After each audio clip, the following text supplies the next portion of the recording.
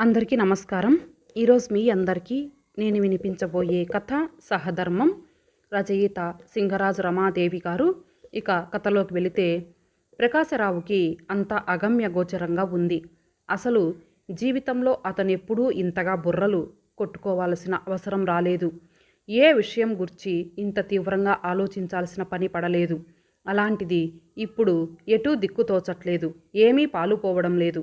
ఎవరిని సలహా అడగాలో తెలియడం లేదు. ఇంటిదైనా బయటదైనా ఆఫీసుదైనా 60 ఏండ్ల ఈ జీవితంలో 20వ ఏట పెళ్ళయ్యాక ఏ సమస్య అయినా శ్రీమతితో పంచుకొని చర్చించి ఆమె సలహాపై నడవడం అలవాటు. కానీ ఇప్పుడు ఈ వయసులో ఈ సమస్య ఏంటి? ఎంత ఆలోచించినా అంతు చిక్కడం లేదు. కారణం తెలియడం లేదు. పార్కులో చీకట్లు ముసురుకుంటున్నాయి. దోమలు కూడా విజృంభించి కుట్టడం మొదలుపెట్టాయి. అప్పటికి అతడు సాయంత్రం నడకకని వచ్చి పార్కులో కూర్చొని 2 గంటలైంది. ఇంటికెళ్ళాలంటే ఏదో గుబులుగా ఉంది. అయినా తప్పదుగా. గాఢంగా నిట్టూర్చి లేచి ఇంటిదారి పట్టాడు. ఇంటి బయట లైట్లు వెలగడం లేదు. చూస్తే తలుపుకు వేలాడుతున్న తాళం కప్ప. పక్క వాటా తలుపు కొట్టాడు. అద్దెకున్న వాళ్ళమ్మాయి వచ్చి తాళం చెవి చేతిలో పెట్టి లోపలికి వెళ్ళిపోయింది. ఆంటీ ఎక్కడికెళ్ళింది? నోటిదాకా వచ్చిన ప్రశ్నను అలాగే లోపలకు మింగేశాడు. తలుపు తెరుచుకొని లోపలికెళ్ళాడు. లోపల కూడా లైట్లు వేసి లేవు. టైము 7:30. వంటింట్లోకెళ్ళి చూశాడు. వంట చేసిన ఛాయలు లేవు. అసలు లలిత ఎటు వెళ్ళినట్లు చెప్పా పెట్టకుండా, పైగా వంట అది ఏమీ చేయకుండా వెళ్ళింది. గ్లాసు మంచినీళ్లు తాగి బెడ్రూంలోకి వచ్చాడు. మంచం మీద ఆమె విడిచిన చీర కాబోలు కుప్పగా పడి ఉంది. ఇంకో పక్క తుడుచుకున్న తడితుండు ఇంకా అలాగే ఉంది. వాటిని పక్కకు తోసి నిస్త్రాణంగా మంచంపై వాలిపోయాడు ప్రకాశరావు. ఎందుకిలా విరుద్ధంగా ప్రవర్తిస్తోంది లలిత? ఇల్లెంత శుభ్రంగా ఉంచేది. తను లుంగి తడిటవలు మంచం మీద వదిలేస్తే వెంటనే తీసేసేది. కాఫీ కప్పులు, టిఫిన్ ప్లేట్లు, ఎక్కడి వస్తువులు అక్కడే వదిలేసేవాడు. అయినా ఎప్పటికప్పుడు సర్దేస్తూ ఉండేది. తను పిల్లలు సరదాగా ఏడిపించే వాళ్ళం కూడా మరీ అంత శుభ్రం పనికిరాదని. వంట కూడా అద్భుతంగా చేసేది. 2 పూటలా రకరకాల టిఫిన్లు, అన్ని రకాల కూరలు, పచ్చళ్ళు, పగలు రాత్రి భోజనాలు. తన ఆఫీసులో వాళ్ళని, పెద్ద పెద్ద ఆఫీసర్లని, మేనేజర్లని గొప్పగా పిలుచుకొని వచ్చేవాడు తన ఇంటికి భోజనానికి. అందరికీ ఓపిగ్గా ఆప్యాయంగా సడ్రసోపేతంగా వండి పెట్టేది లలిత. నిజం చెప్పాలంటే తనకు 1-2 ప్రమోషన్లు వాటి వల్లే లభించాయి కూడా. తానెప్పుడూ ఆఫీస్ పనులలోనే మునిగి తేలుతుండేవాడు. కాబట్టి పిల్లల చదువులు, ఆటపాటలు అన్నీ కూడా తనే చూసుకునేది. పిల్లలు ఏ క్లాసో కూడా తనకు ఒక్కోసారి గుర్తుండేది కాదు. అలాంటిది హఠాత్తుగా ఇలా మారిపోయిందేమిటి? మళ్ళీ ప్రకాశరావు ఆలోచనలు మొదటికే వచ్చాయి. టైం చూశాడు. 8 అయింది. లలిత ఇంకా రాలేదు. అతనిలో తెలియకుండానే సన్నగా ఆందోళన మొదలైంది. అసలు ఎటు వెళ్ళింది ఇంతసేపు? కొంపదీసి ఏ అఘాయిత్యమైనా? చాచా, అదేమీ కాదు. ఇంతలో గేటు తీసిన చప్పుడైంది. అతనికి ప్రాణం లేచి వచ్చినట్లయింది. అంతే, ఒక్క ఉదుటున లేచి వెళ్ళి హడావుడిగా తలుపు తీశాడు. లలితను చూడగానే, ఎక్కడికెళ్ళావు? నువ్వు ఇంకా రాకపోతే నేనెంత గాబరా పడ్డానో తెలుసా అన్నాడు. అతన్ని దాటి లోపలకు వెళ్ళబోతున్నదల్లా వెనక్కి తిరిగి తల ఒక పక్కకి వంచి ఎందుకు అని అడిగింది. ఆమె అడిగిన తీరులో, ఆ చూపులో అతనికి ఎన్నో అర్థాలు గోచరించాయి. అదే తెలియకుండానే తడబడ్డాడు. ఆమె నుదుటిన కుంకుమ, చేతిలో కొబ్బరి చిప్పా చూసి, ఓహో గుడికా, అదే ఆలస్యమైతేనూ సంజాయిషిగా అన్నాడు. ఆమె మౌనంగా కాళ్ళు కడుక్కునేటందుకు బాత్రూం వైపు వెళ్ళిపోయింది. కాసేపాగి వంటింట్లో ఏదో గిన్నెల చప్పుడు. ప్రకాశరావు హాల్లో సోఫాలో కూలబడ్డాడు. ఆమె అదే తంతు. చాలా మటుకు మౌనం. మాట్లాడిన మాటల్లో తెలియని కాఠిన్యం. అది అలిగినట్లు లేదు. పెళ్ళైతే కొత్తల్లో ఏం కర్మ. మొన్నీ మధ్య వరకు ఆమె అప్పుడప్పుడు అలుగుతూనే ఉండేది. అయితే ఆ ఆలకలో ఒక మురిపెం, ఒక దగ్గరితనం. అతడు తనని బతిమాలి మురిపించాలనే ఆరాటం ఉండేది. కానీ ఇప్పుడు ఇది ఇలా కాదు. కోపము కాదు, ఘనీభవించిన ఒక నిశ్శబ్దం, ఛేదించలేని ఒక మౌనపు అడ్డుగోడ.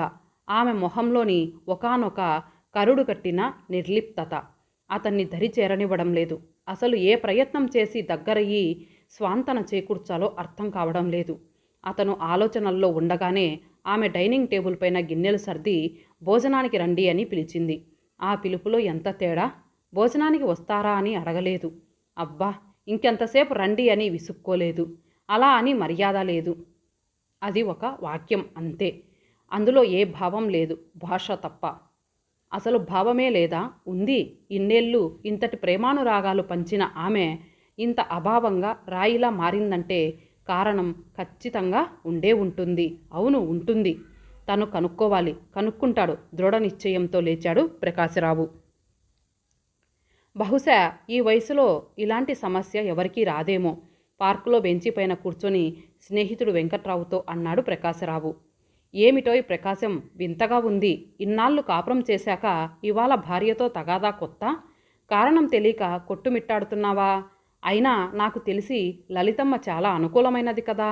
అలాంటిది నీతో సరిగ్గా మాట్లాడకపోవడం ఏమిటి? నాకు చాలా ఆశ్చర్యంగా కూడా ఉంది. దూరంగా మెలగడం ఏమిటి? ఒక్కటి మాత్రం చెప్పాలోయ్, కారణం లేకుండా ఆమె అలా ప్రవర్తించదు.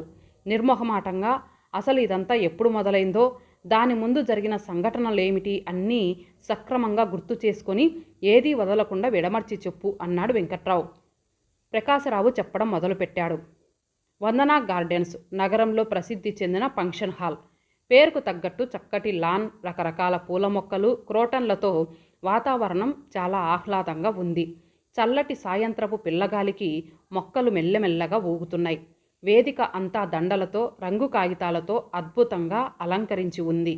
మధ్యలో ఒక పెద్ద ఎర్రటి మక్మల్ కుర్చీ, స్పీకర్ల నుండి చక్కటి శ్రావ్యమైన వాద్య సంగీతం మంద్రస్థాయిలో వినిపిస్తోంది. మంచి సన్నజాజుల పరిమళం స్ప్రే చేసినట్లున్నారు. గాలంతా వ్యాపించి ఉంది. అక్కడ వేసి ఉన్న 100 కుర్చీలు నిండిపోయాయి.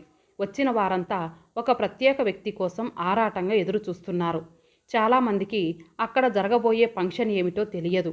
ఒక ప్రత్యేకమైన వ్యక్తికి ప్రత్యేక వేడుక అంటే ఆసక్తితోనూ కుతూహలం కొద్దీ, దగ్గరతనం కొద్దీ వచ్చి కూర్చున్నారు.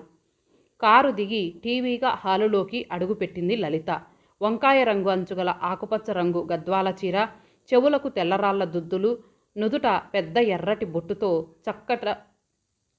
చక్కటి ముడిగా చుట్టుకున్న కురులు, పెదవులపై చిరు దరహాసంతో హుందాగా, చూడగానే గౌరవం కలిగేలా ఉంది ఆమె రూపం. ఇంతకీ ఫంక్షన్ ఎవరితో చెప్పారు కాదు? ఇల్లు బయలుదేరాక మొదటిసారి నోరు విప్పుతూ అడిగింది లలిత.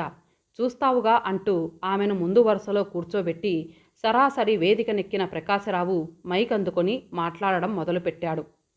ప్రత్యేకించి సందర్భం ఏమిటో చెప్పకపోయినా నా ఆహ్వానాన్ని మన్నించి ఇక్కడికి విచ్చేసిన మీ అందరికీ నా హృదయపూర్వక స్వాగతం. లలిత గత 40 ఏళ్లుగా నా సహధర్మచారిణి.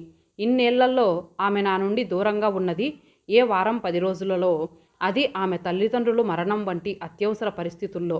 మిగిలిన ఇన్నేళ్ల జీవితం ఆమె కేవలం నేను, మా పిల్లలు, అత్తగారు, ఆడపడుచులు వంటి కుటుంబ సభ్యుల బాగోగులు చూడడంలో, బాధ్యతలు నెరవేర్చడంలో గడిపేసింది. వారి సుఖ సంతోషాలే తన సుఖ సంతోషాలు చేసుకుంది.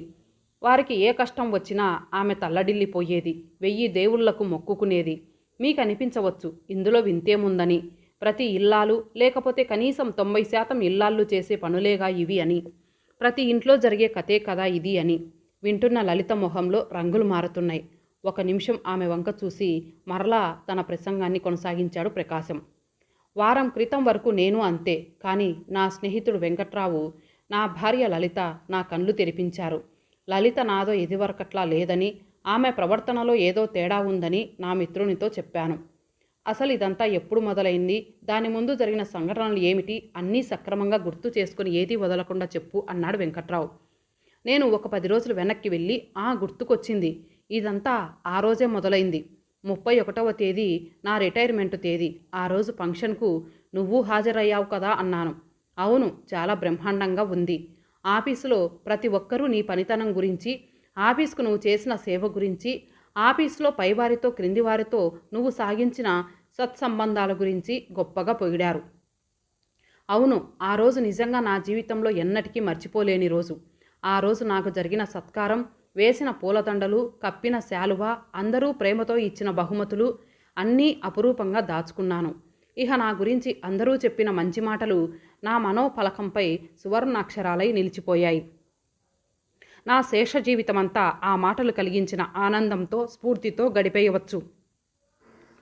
ఇంటికి వచ్చాక లలితతో అవన్నీ పదే పదే వర్ణించి మరీ చెప్పాను. ఆమె ఎంతగానో సంతోషించింది. అరేరే, నేను కూడా వస్తే బాగుండేదండి అన్నది. నిజమే, ఆమె వచ్చి ఉండుంటే నాకు జరిగిన ఆ సన్మానానికి, ఆ గౌరవానికి ఎంతో పొంగిపోయేది.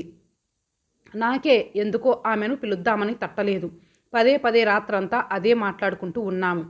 నేను నా ఉద్యోగం మొదలుపెట్టిన నాటి నుండి నేటి వరకు చేసిన ఊర్లు, అక్కడ పరిచయమైన సహోద్యోగులు, నేను చేసిన గొప్ప పనులు ఇవన్నీ తనివి తీరా చెప్తూ పోయాను. ఎప్పుడో తెల్లవారుజామున నిద్రపోయాము. మర్నాడు పొద్దున్న లేచి లలిత ఇచ్చిన కమ్మటి కాఫీ తాగుతూ, కూర్చోబోయి నా భవిష్యత్తు ప్రణాళిక ఏమిటో నీతో చెప్తాను అంటూ మొదలుపెట్టాను. ఏమేమి చెప్పావు, అది కూడా చెప్పు అన్నాడు వెంకట్రావు.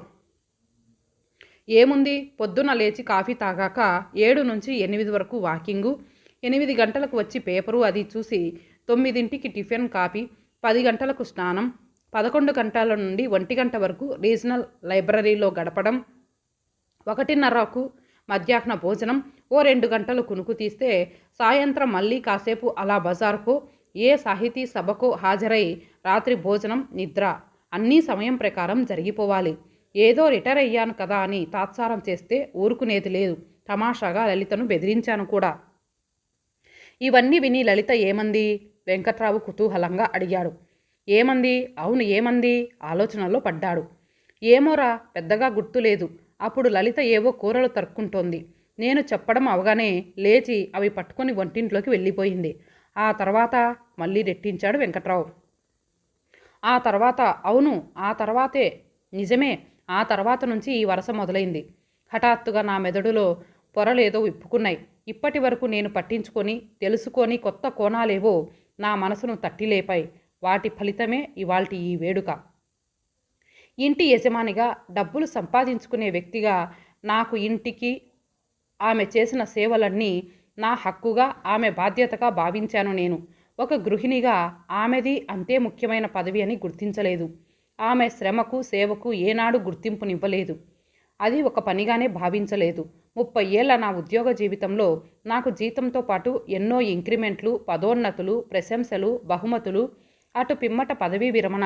కానీ ఆమె 40 ఏళ్ల గృహిణి జీవితానికి జీతం భత్యం ఏమీ లేవు, ప్రశంసలు లేవు, పదవీ విరమణ అంతకన్నా లేదు. అసలు వెలకట్టలేని ఆమె సేవలకు నా దృష్టిలో, మనందరి దృష్టిలో విలువే లేదు.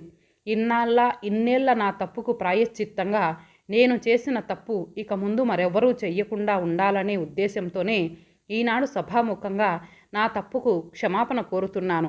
ఆయన స్వరం గద్గదమైంది. వింటున్న లలిత కళ్ళ నిండా నీళ్లు, సభలో కలకలం.